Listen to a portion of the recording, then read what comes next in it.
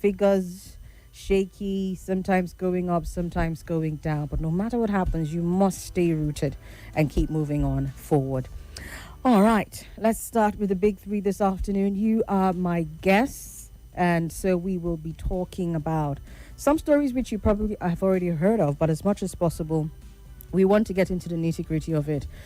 We will touch on security. We will touch on happenings over the weekend with PDP and what it's looking like for them, what it's probably going to be in the next couple of weeks or months, if you will. And then we'll also look at something around the economy and just see if perhaps there can be hope or light at the end of the proverbial tunnel. Welcome once again. Let's start with what's happening in... it started out in Zamfara State. That was the first news report we got about insecurity, where as many as 64 people were kidnapped, right? And we're starting to see that the border, or all the other states that border, some of these states that are heavily inflicted by activities of terrorist attacks are beginning to come under pressure as well. So from Zamfara, where you had 64 people abducted, 3 people killed, amongst them women and children. Amongst the abductees, women and children are also said to have been taken to an unknown destination. This happened in Fagin Bazaar village in Safi local government area of Zamfara State. And we're still dealing with all of that. It's the same MO really. Nothing much really changes.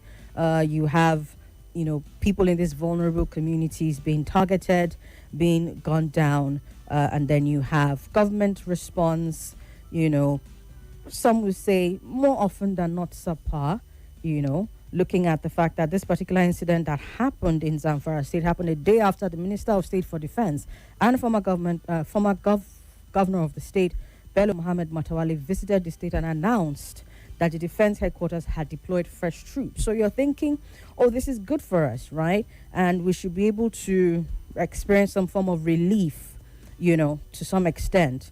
You had the minister talking tough, saying Zamfara will no longer bow to fear, talking about how they're taking every necessary step to secure the community. He was telling to the crowd. During his visit, he also questioned the utilization of federal allocations received so far within the last 2 years, stating that Zamfara had collected over 1 trillion naira. And he said, and I quote, "Show me what they have done with it." This is the former governor of the state who was in the state while it was the epicenter of these bandit and terrorist attacks.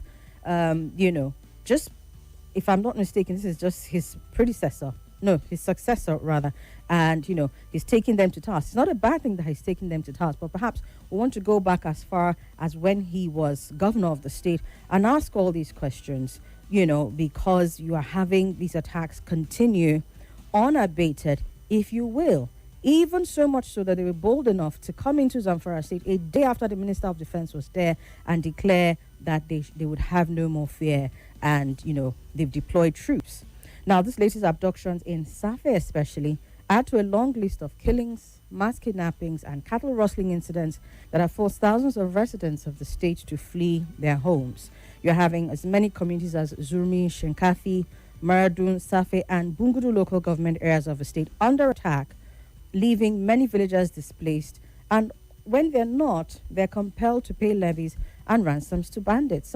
Something which another key stakeholder made mention of last week when we were talking of matters of insecurity.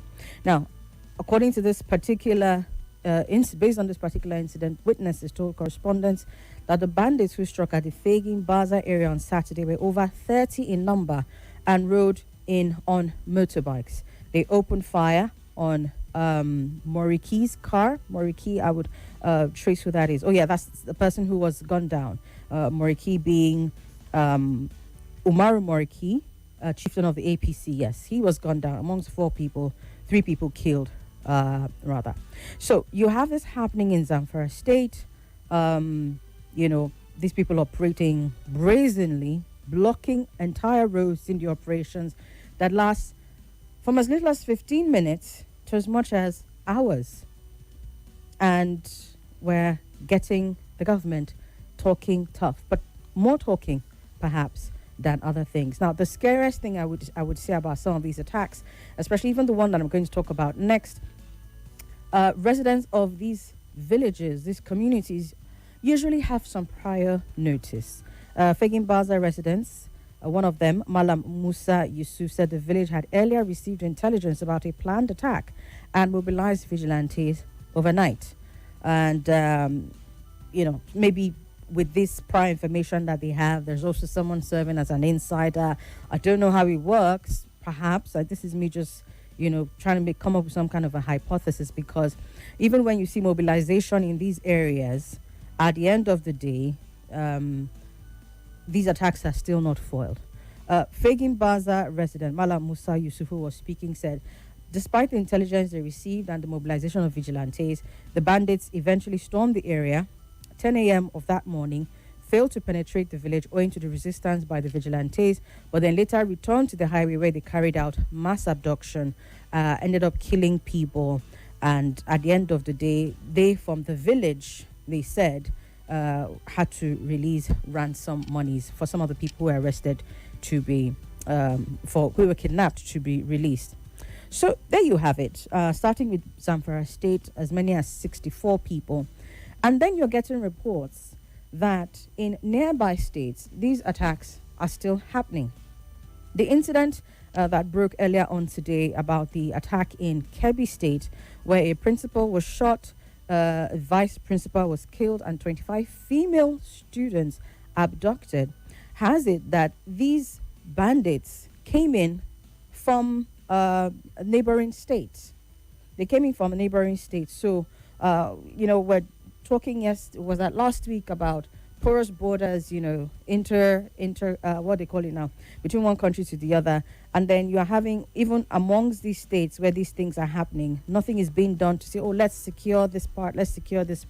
Or if anything is being done, clearly not enough, because Kebbi State now is under serious attack. This latest one, which as many as 5 students from Government Girls Secondary School, Maga, Danko, Wasagu area of Kebbi State, being the most recent one.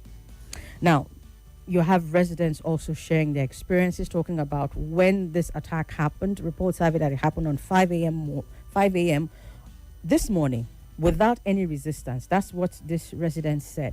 Now, which is also interesting because news reports also states that there was intelligence that this attack was going to happen. And according to reports, they had deployed the military to go and guard the school premises.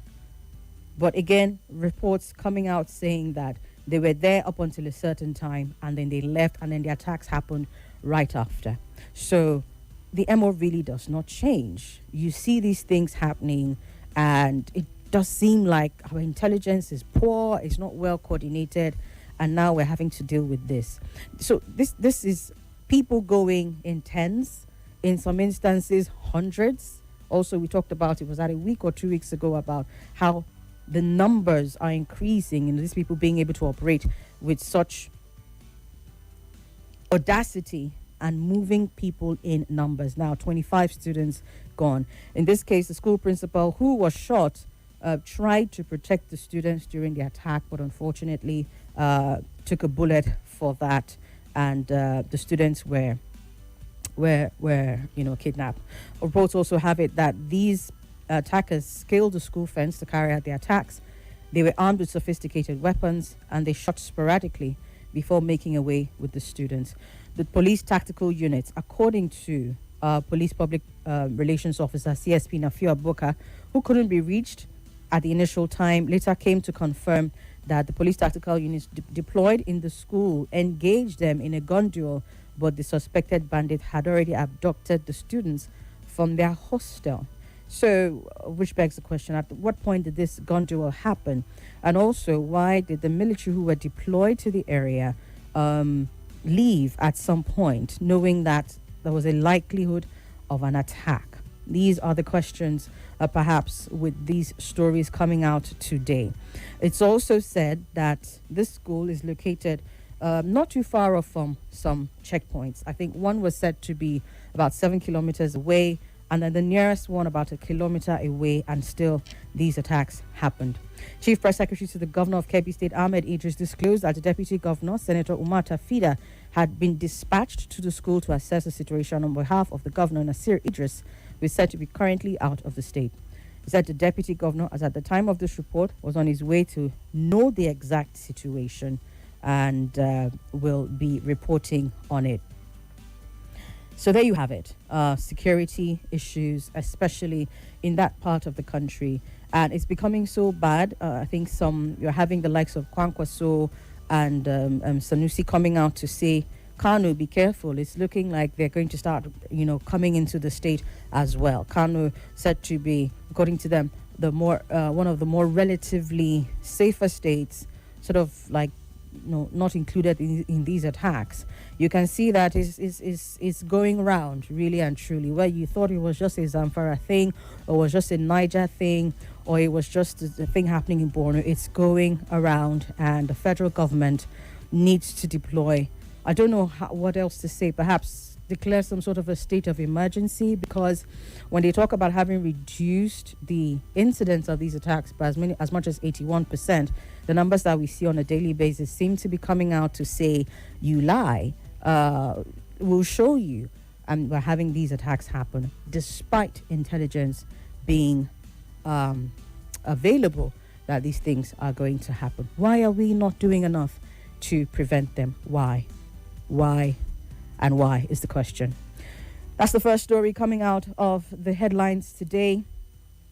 First of all, what happened, I think just before this incident, I think yesterday, if I'm not mistaken, the police, or was it the military, were said to have foiled an attack in Kebbi State.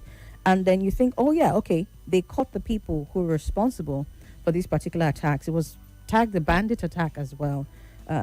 Reports even had it that they said that the people who they caught were residents within the community. But you see these residents armed to the teeth. And it should tell you a lot, right? To say if people who are residents, even within a community, are willing to abduct and wreak havoc on their own, then there is a major issue at play here. Kebbi State is now the one, has joined, not that is now the one, has joined the many other states under the spotlight as far as banditry and terrorist activities are concerned. And the state governors, if really and truly have not, are seen themselves to have done enough, clearly they haven't even begun to scratch the surface, because the attacks are ramping up by the day. Add this to Kogi, add this to Zamfara, add this to Borno, add this to Katsina, add this everywhere. Kebbi now joining them, and it just makes you sad, really. And so as far as our security architecture is concerned, especially within that part of the country, perhaps it might get to the point where they need to declare a state of emergency. And I don't know that will be asking for too much at this point. But there we have it. 25 female students abducted in Kebbi State, 64 in Zamfara State. We're looking at almost 100 within the space of 2 to 3 days alone. Do you think a state of emergency at this point should be declared? Or would that just be another one of those pronouncements that is made that really does not translate to anything at the end of the day? Looking at what Matawali went in to Zamfara State to say right before these attacks happened. We'll get your thoughts on that in a little bit. All right. Of course, most of you are aware, despite court rulings stating that they should not go ahead with the convention, the PDP went ahead, held their convention on Saturday. Clearly there were numbers there. It's not clear if the numbers there will be enough at the end of the day when it comes down to what is legally allowed based on the actions that they took, what will legally stand. But there were numbers there. You're having as many as 1,500 delegates at the very least placing their votes to bring forth Turaki Tani Mukabiru as the chairman of the People's Democratic Party. And he the chairman, according to this convention that just held despite court orders, as well as some other stakeholders in the party, are coming out to talk about what the new direction for the PDP is. And as much as there is always on the side that conversation around legality or no legality, they seem to be forging ahead with what their new plan is and what their new positioning for the party is. And as a matter of fact, They have a few key things in mind, one of them being reconciliation. But is it going to stand? We're going to look at that right after the break, after I take the last story, and then we'll get your thoughts on all of them all together. It's 95.1 Nigeria Info Hard Facts this afternoon with Somi, and I will be right back. Back to back and back of the biggest talk on your number one station for talk.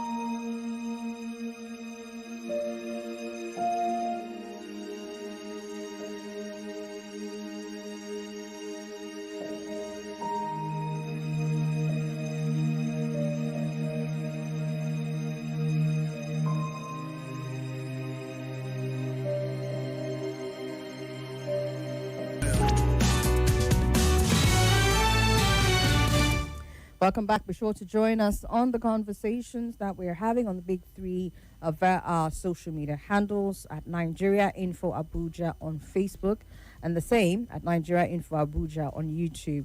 On either channel, on both channels, we are streaming live, and you can send in your questions there, send in your thoughts and your contributions as well, and we'll be sure to take them. My name remains Somi, that's SOMI, short for Somi, and we are getting into the biggest conversations as at this time of the day. Right. So I was talking just before the break about the PDP convention we held on Saturday that saw the newly elected national chairman of the PDP, Kabiru Tanimu Turaki, saying that the party is open to a broad opposition coalition ahead of 2027 elections. He said all options that strengthen democracy are on the table. The goal, he said, of this phase of PDP is to prioritize rescuing Nigeria from its current challenges, and that they will be willing to adopt whichever political strategy its members and the wider public consider most credible. This was in the an interview with Daily Trust right after his election the previous day. The former minister says he does not believe Nigeria will slip into a one-party system, but warned that democracy was under threat. But again, as far as the possibilities of a coalition, his response was that they would work with other political parties under IPAC, with civil society organizations, with the international community, and with the fourth estate of the realm, so that they can ensure democracy is safeguarded. ADC also came out to respond to the statement, saying that they'll be willing to work with the PDP on one condition, that PDP agrees it will not be business as usual. Interesting that they also understand that there is a template which these things usually take, perhaps where one person wants to assert over the other, and then it really just becomes this game of, who wants to win at all costs and what they're willing to do. And so you can imagine an ADC, for example, and a PDP coming together, and certain interests will want to, override the general interest. But it still remains to be seen what the possible interests of these parties will be if they take on this coalition. The National Publicity Secretary of the coalition-led African Democratic Congress, Bolaji Abdullahi, was the person responding to the possibility of a coalition with PDP on the basis that their principles align. Someone says, what is the principle of the ADC? perhaps we will be able to better analyze this also if we're able to understand what their principles are. I'm not sure. Perhaps you listening might be able to tell me if they've made it clear at some point, if they have put it out there and made sure that it's something that whenever people think ADC, they're thinking these are the principles of the ADC. But these are the conditions on which National Publicity Secretary of ADC is saying that they can consider a possible coalition. He said if the purpose for working together is just to win power, then there is no point. That's why we are saying we will work with them, provided they are willing to abide by the principles that we have set for ourselves as a coalition. He said, we absolutely believe, I'm quoting, that all opposition parties need to come together to defeat and remove this government that has threatened everything we know to be good about our country, so they are willing to work with them. APC, on the other hand, is saying, we are not worried. Go ahead. Let them carry on with whatever it is that they are doing. Now, this also in the face of even infighting within the PDP itself, where you had two Federal High Court judges restraining the party from holding the convention, and that of the Ibadan High Court granting permission. It turns out that at the end of the day, Turaki emerged as PDP chairman, just like I said earlier, and this happened backed by 5 of the 7 governors who were in attendance of the convention. Of course, 2 of them did not show up. 3, as a matter of fact, but I believe at this point, Kefas, who has has shown intention and spoken in more ways than one, even though he hasn't actually gone ahead and joined the party. Abu Kefas is said to be pretty much out of the running now as far as membership of the PDP. But yes, Turaki's election followed the withdrawal of Senator Lado Danmarke, the 2023 PDP governorship candidate in Katsina State, who was the only other cleared aspirant for chairmanship of the party. Former Jigawa State Governor Sule Lamido had earlier secured one of the court orders also stopping the convention, arguing that he was denied the opportunity to purchase the nomination forms. Meanwhile, in response to that, PDP had come out to say it was a matter of procedure, saying that Lamido did not follow the due procedure, didn't necessarily qualify based on the laid down procedures of the party. That is the explanation that they're giving to explain away the Lamido situation. But yes, the Turaki-led NWC is said to be inaugurated or will be inaugurated December 9 after the expiration of the Damagum-led tenure. You have Wike, who was expelled, Fayoshe, Anyawu, and others who were expelled. Apparently, planning, if they haven't had it already, holding meetings at Wadata Plaza, which is the PDP's office here in the FCT. But yes, that's the situation around that. Do you see the possibility of a coalition with PDP and any other party? ADC has said, well, it's something we will consider, but they must meet our principles. Whatever those principles are, I'm sure we'll find out as the days progress. But do you see the possibility of a coalition? Remember, I also said that the party is intent on reconciliation. So while they are trying to reconcile and bring peace, if you will, back to the party, how they're going to do that, under this new leadership, while you have a faction who is still insisting that, they're very much in control of the PDP, how we're going to see what they call it now, reconciliation, and who it is that they're going to be looking to reconcile still remains to be seen. But while that conversation is going on, they are not closed off to the possibility of a coalition. Do you think that will happen? I'd like to hear from you on that as well. Final one from PDP, Anyawu insisting that since he remains the national secretary, deliberations in Ibadan was nothing but a jamboree. He said he, as national secretary of the party, his tenure will elapse on the 8th of December, so any expulsion is considered null and void. He asked, who expelled who? At what place did the expulsion take place? He said as far as any convention that is ratified, that is lawful for the party, he was supposed to be there, but because he was supposed to give the address, the state of affairs of the party, based on Section 36 1E of the Constitution, which states that he's supposed to read an annual report to the delegates. So as long as none of that happened, his absence there meant nothing happened. And so the only person, he says, removed by the Jamboree is the former chairman, Damagum. All right, that's it for the PDP. But remember the question: do you see the possibility of a coalition coming up between PDP and any other party? And if you see that happening, what party do you think, despite ADC's willingness, if they meet up with their principles, do you see them becoming a coalition with any other party? I'd like to get that from you. Let's see one last story here, and then we will open up the phone lines and get your thoughts in.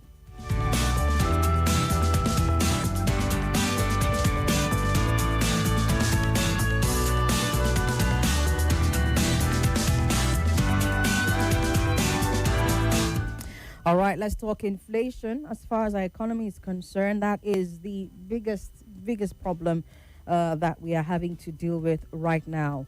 But it does seem, perhaps, from this report, I'll get your thoughts on it, that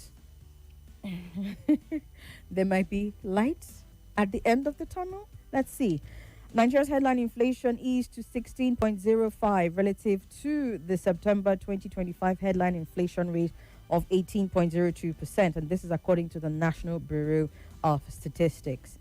In its October 2025 inflation report, the NBS said the inflation rate showed a decrease of 1.96% compared to the September 2025 headline inflation rate, and on a year-on-year basis, the headline inflation rate 17.82% lower than the rate recorded in October 2024 of 33.88%.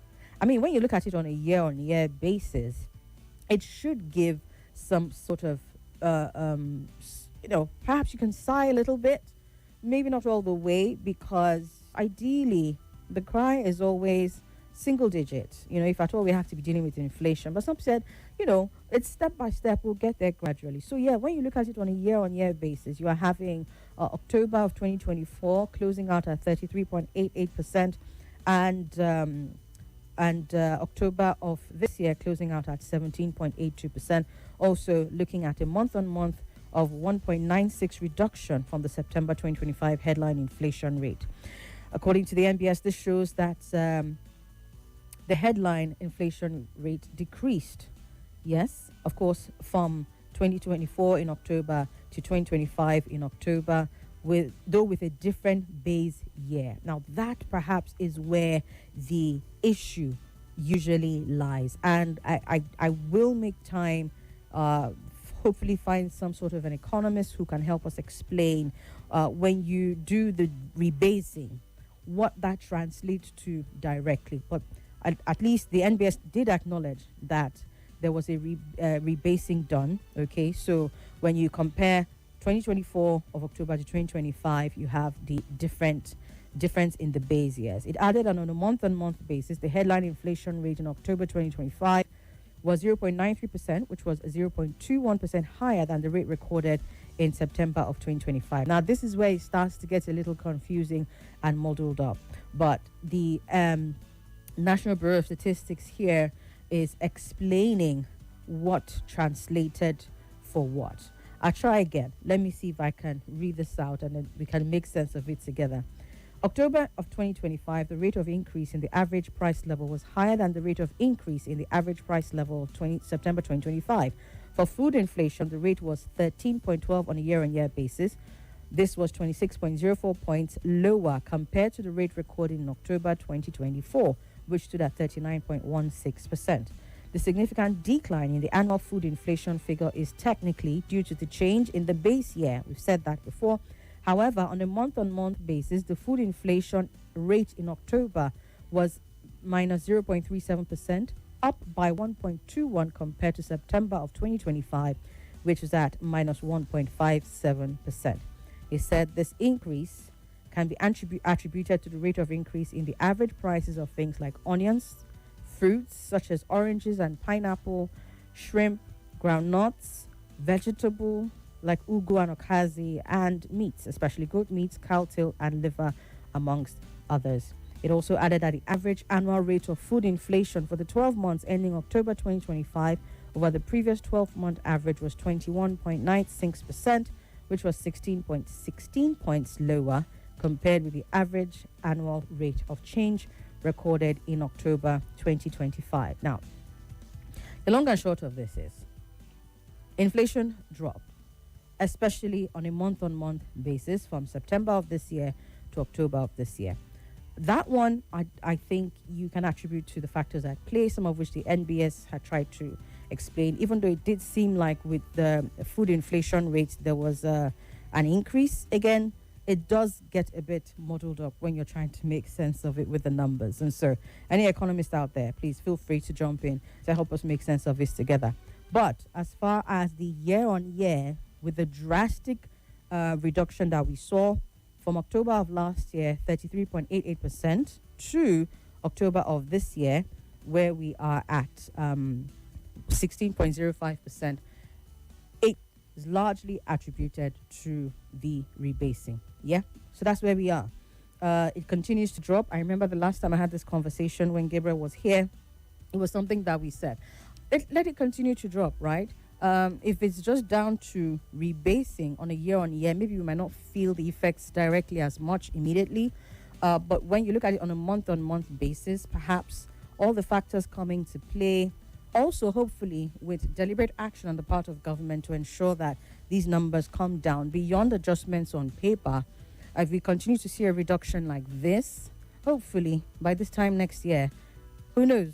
Who knows? We just might be at single digit. All right, this is where I open the phone lines and get you to come in and let us hear your thoughts on the three stories shared so far. We started out with the security situation across parts of the north, Kebbi being under in focus, especially seeing as they're having attacks targeted more within that area.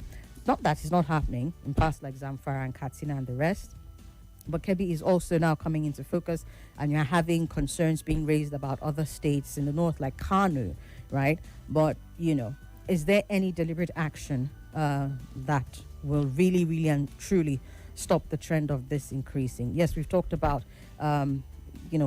looking at who's funding it and cutting off funding and supplies.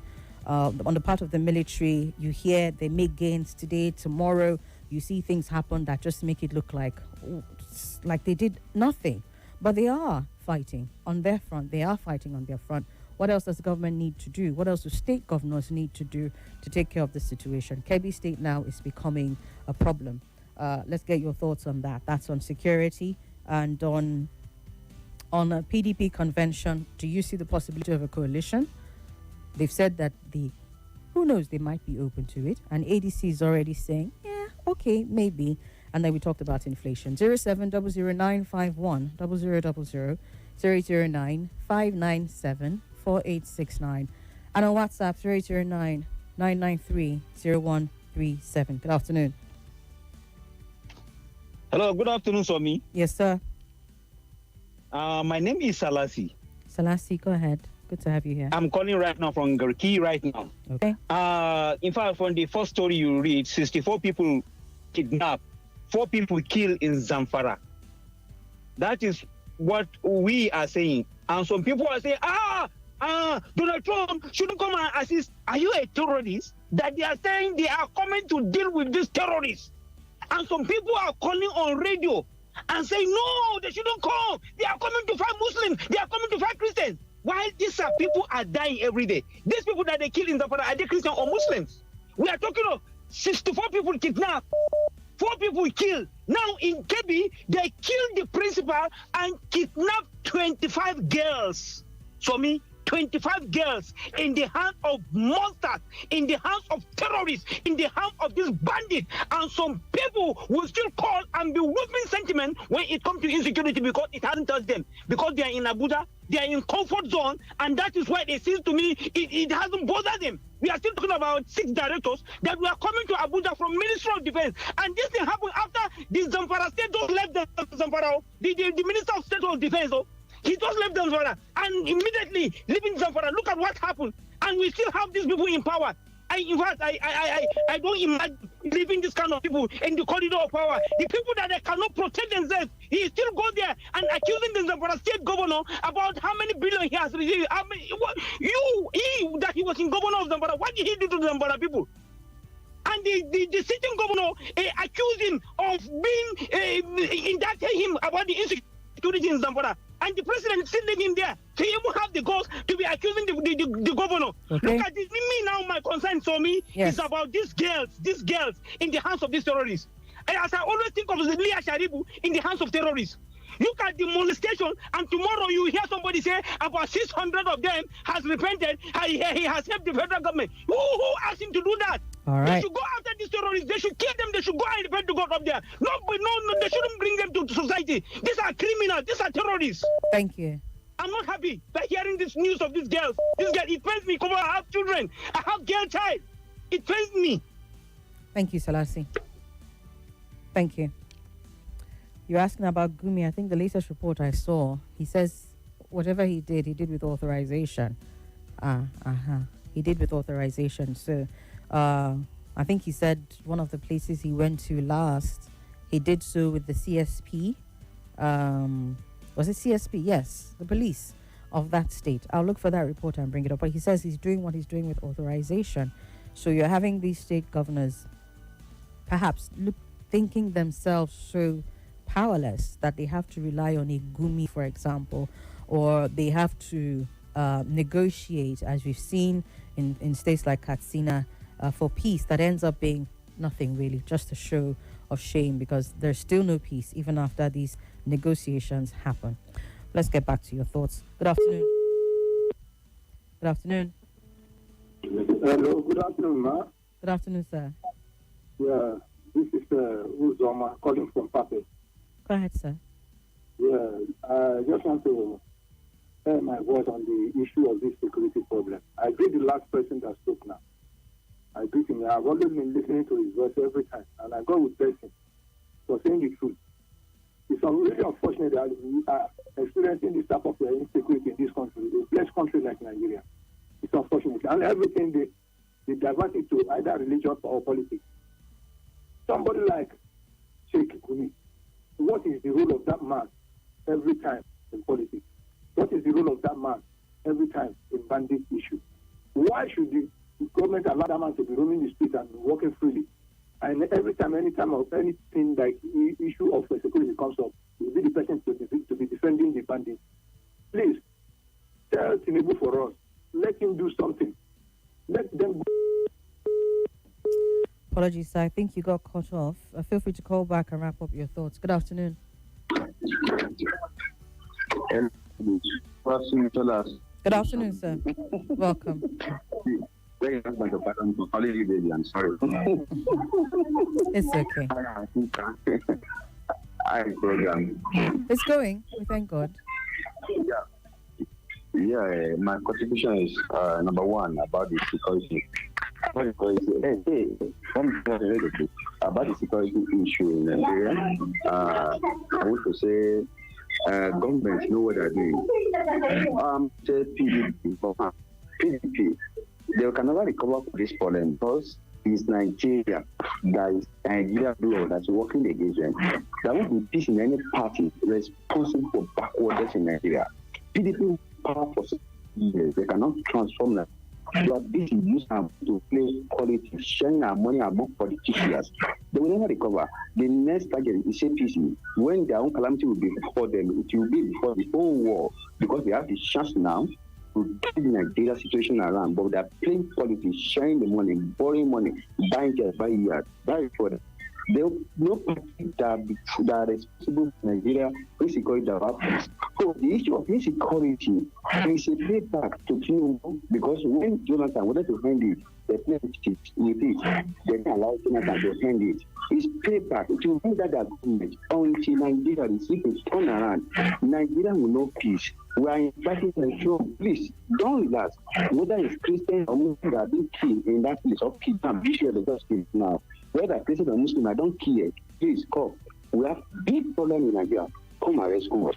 Trump, I'm telling you, please come. There are some children, simple children, in the kind of camp of them. type of terrorists. So we won't come and rescue us in Nigeria. We deserve peace in Nigeria. There will be peace in Nigeria in the mighty name of Jesus. I love you all. My regards to Dr. Kanye of my teaching motto. Salasi, it shall be well. Stop crying. It shall be well. Nigeria will make peace again. That's how is coming back. So God bless you. Pastor TJ, can you hear me? Pastor TJ, yes, before you go, I just want to ask you one question. You said on insecurity, the government knows what they're doing. What is the government doing that they know of? What government knows they are doing is that they are playing politics with the insecurity issue in Nigeria.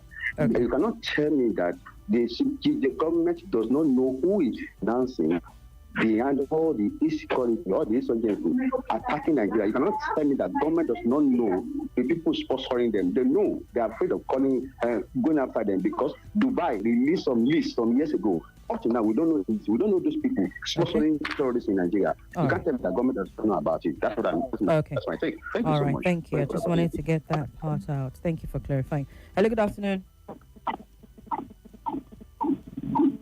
Hello.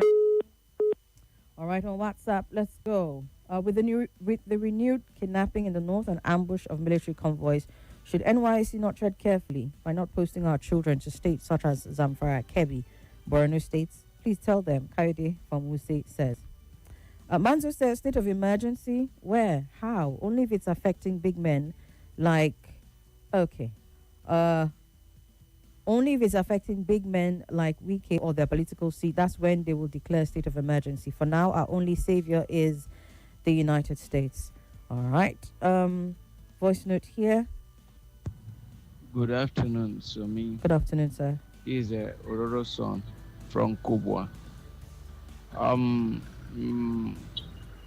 My take is on the bandit abducting students, and in less than 3 days, or no more than 3 days, about 100 students have been adopted, or 100 people have been adopted in a country where we are denying that there is no insecurity. And the United States president is offering to come and help us, and some people are kicking against it. My question is, does it matter whether he's a Christian or a Muslim who is being killed or abducted or who are in danger? It's life. It doesn't matter who. If they are coming, it's not only for Christians. If they are coming, it's not only for Muslims. My own is that let them come. Let them come. Let President Trump send his military personnel. They have some technological improvement distant than us. They can do more than what our people who are already politicized can do. So let them come in and help Nigeria with insecurity so that we'll get over this. Thank you. Clems on Facebook says, greetings to you, Somi. How's work going? Keep up the good work. For the PDP, they have taken the right decision by going ahead with their planned national convention and expelling those who didn't mean well for the party. Rather, we're there for selfish interests. How can one man be bigger than the entire party? The local government election in Rivers State. How many local governments does PDP win under Wike's watch? Supreme Court has already said party affairs belongs to the party. Okay. All right. Thank you for that message. Also, Francis Omaga Namani, thank you for your message as well. Good afternoon, Somi. You can't take away people's livelihood, take away their honor, make them feel they're living for nothing, and expect any peace and security. With all their armies and weapons, the number of people who find no reason to live is on the increase. War is not based on the perception of good and bad. It is purely based on personal interest. The coalition of political parties is on the way and is a reality. Mohammed Musa with that one. Good afternoon. Yes, sir. Welcome. Good afternoon, Somi. Good afternoon. Good to have you here. Thank you. Happy New Week. Same to you, sir. This is Godwin O. Abuo, Ogoja man in Abuja. Talk to us, sir. You have a minute. Yeah, on the issue of PDP, I think coalition is expected. And having relieved or weeded most of those who give the headache among the likes of Wiki and the rest. It's a good thing toward the right direction. Wiki should notice that he is working for APC. It's high time he leaves PDP alone and forge ahead and let the party begin to go. Already, Supreme Court already brought out a verdict that anything concerning party politics is family affair. Why are they instigating court cases here and there against the PDP? Why? And so removing these persons out is a welcome development. I love it. Thank you. All right, thank you very much, sir. Let's take that break. When we come back, we will continue with your contributions. It's Hard Facts. More talk, news, and sports after this.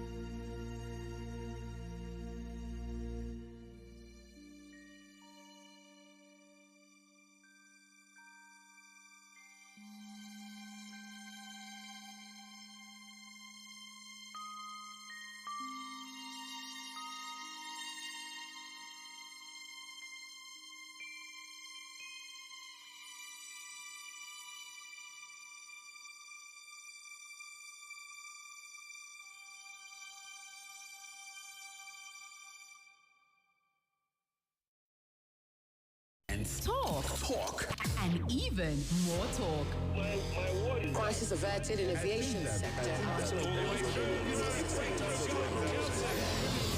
The Conversation, your views and suggestions. We talk on Nigeria Info. On your number one talk station. You get a daily dose of news trends. Crisis averted in aviation sector after aggrieved unions suspend strike. Intense conversation. She's among the ICPC board members. What has she experienced in life? 20 years old, a girl. She is there because she has level. Sports and news to keep you updated all day and every day. Join the conversation on your number one talk station. 95.1 Nigeria Info. Nigeria Info. Let's talk. Welcome back to Hard Facts. This is Hard Facts. Hard Facts. On 95.1 Nigeria Info. This is Nigeria Info. Contributions on the big three this afternoon. I was reading Jay's message before the break, so let me wrap that up. She says, isn't it a shame that soldiers are killed and staff of a whole Ministry of Defense are in the kidnappers' den? Like Putin said, to forgive the terrorists is up to God, but to send them to him is up to me. She asked, please, where is Adeomi Daniels? Is he still in this Abuja? He hasn't called in a while. Please help me tell Pastor TJ I need his contact. Thank you, Jay from Gariki says. Adeomi Daniel is in Abuja, last I checked, but please, you can get more information on him if you're a member of the Listening Families group on WhatsApp. If you need to reach out to him as well, let me know, and I'll see if I can facilitate that. Pastor TJ, she's asking for your contact.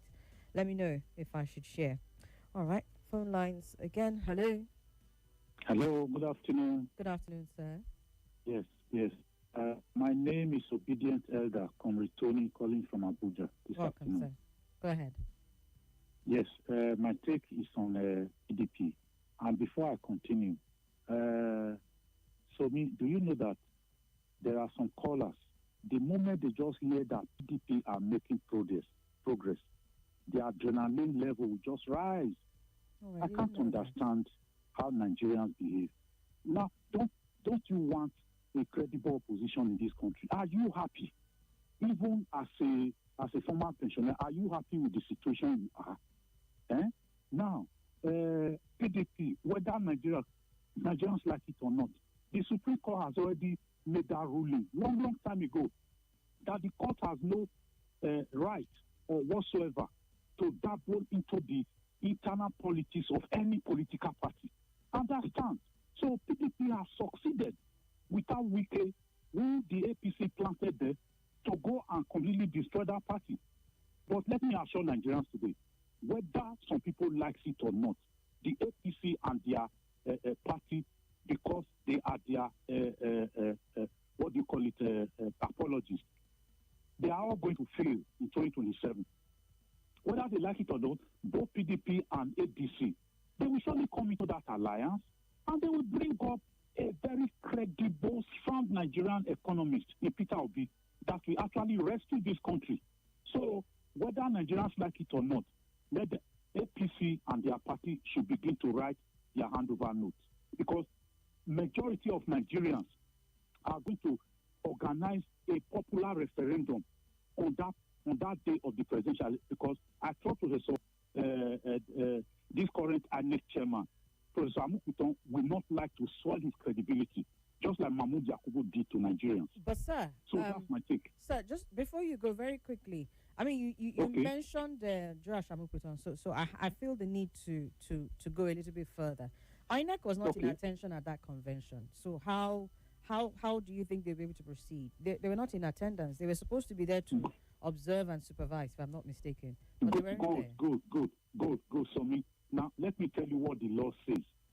The electoral law says that if a political wants to hold any convention or any of the activities, so long as they have invited INEC, that is what the law says. Whether INEC shows up there or not, the law stands. INEC has been duly informed. Whether they go there or not, that is their own cup of tea.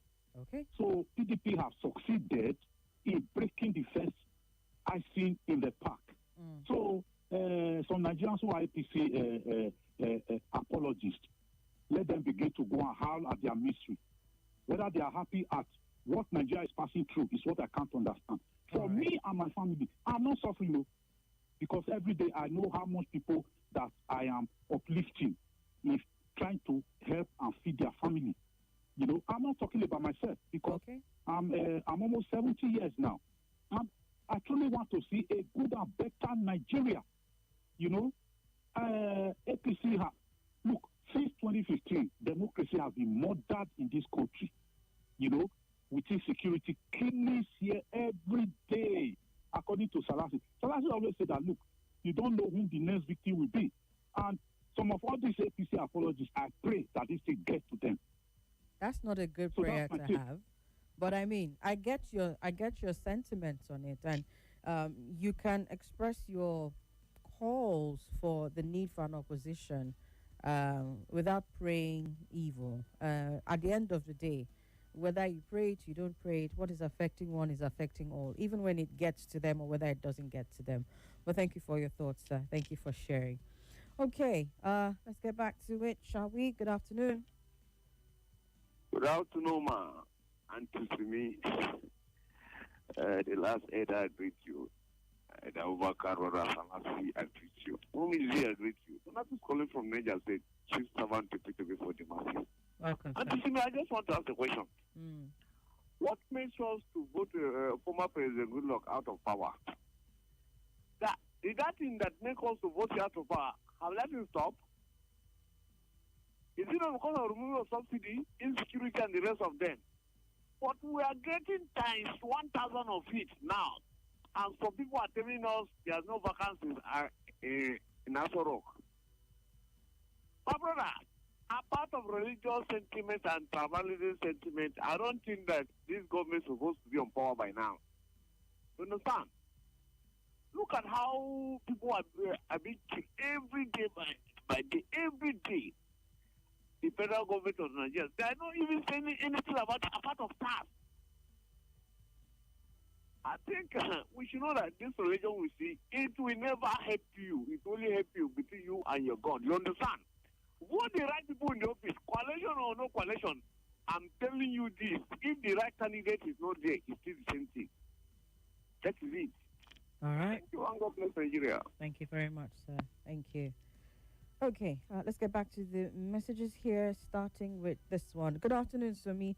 It will shock you if the defense headquarters could summon the courage to make a full list of how many soldiers these terrorists have killed in the last 12 years, and yet, when caught, they will tell us that they have repented and come back to the society. When Donald Trump designated Nigeria as a country of particular concern, they cried wolf and didn't want it to happen. You know why? It is because many of them are complicit in what's happening in the country. They know that the U.S. will first look for their sponsors. That is one of the reasons. So many country looks for help, but we were giving help on a platter of gold from one of the best in terms of fighting insecurity. But hey, they frowned at it because they are at their comfort zone in Abuja, while our brothers and sisters are at the mercy of these known bandits.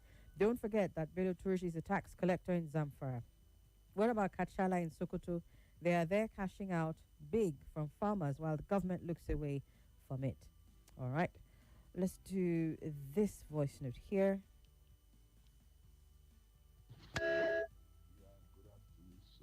Good afternoon. This is Mr. Gideon, voice note from Gwagwalada.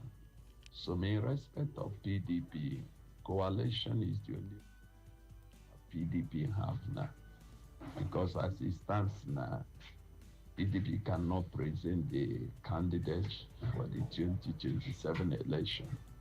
The best that can happen to them is to form a coalition with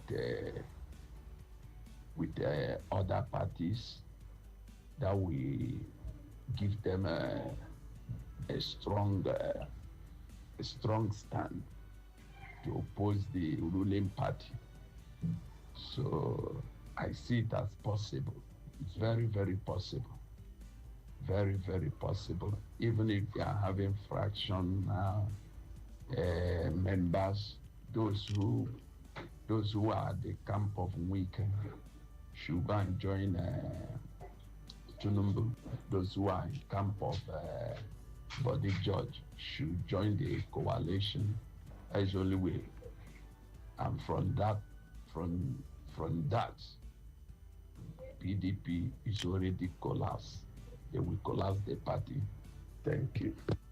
All right, thank you very much, sir. The scandalous numbers of persons being kidnapped within a few days by non-state actors, is it not a sign of total state failure on the part of the executive, intelligentsia, and security forces, especially our military, who are more comfortable dragging choice lands at the city center with communities to situate their barracks in the city centers, sending... Okay, I'm going to stop there, Neme. Let me see if I can pick it up somewhere else. There we go.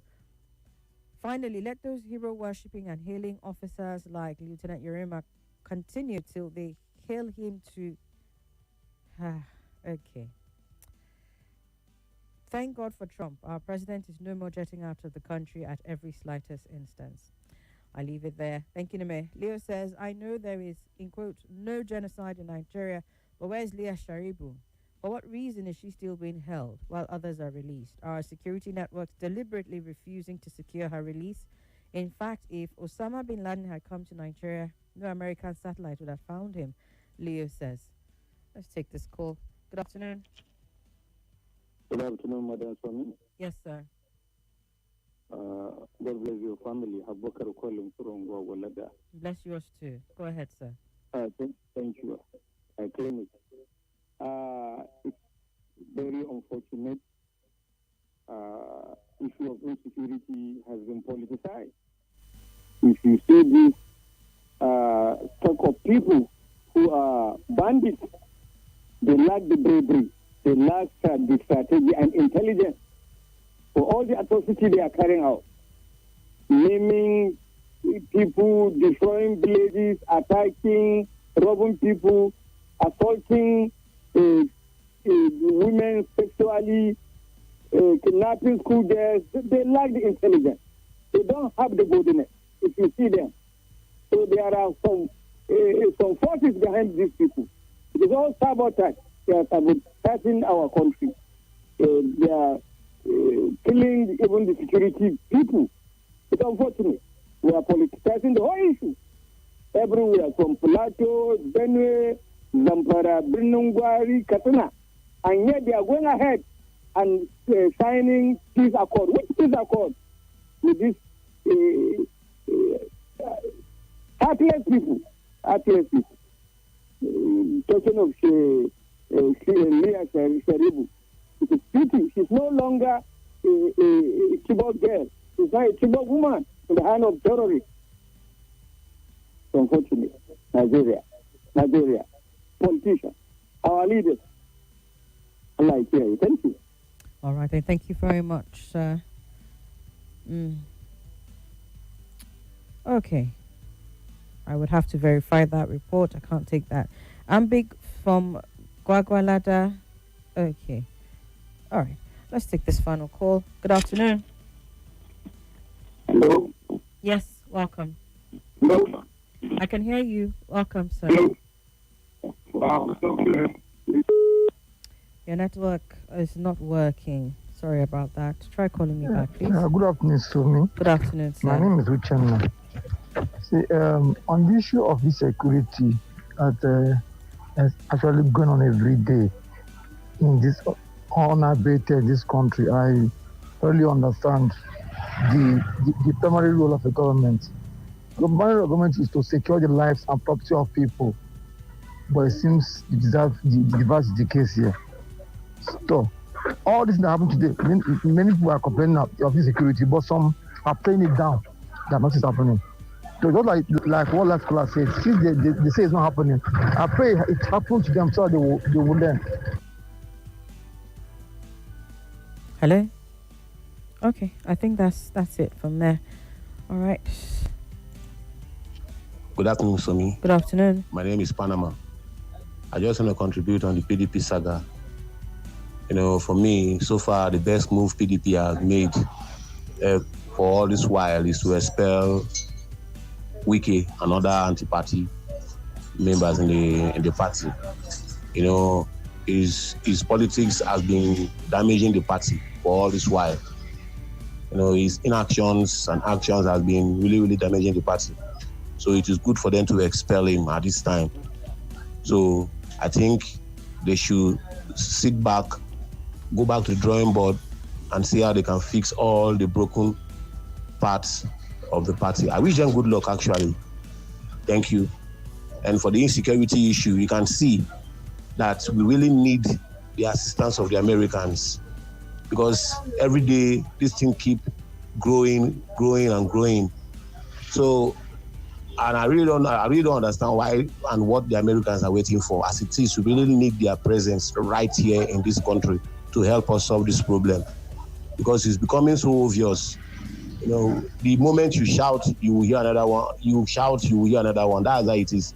So we are pleading with the American government to come in and help us. Thank you very much. I remember when I gave the analysis on that story, my question was, should the government declare a state of emergency?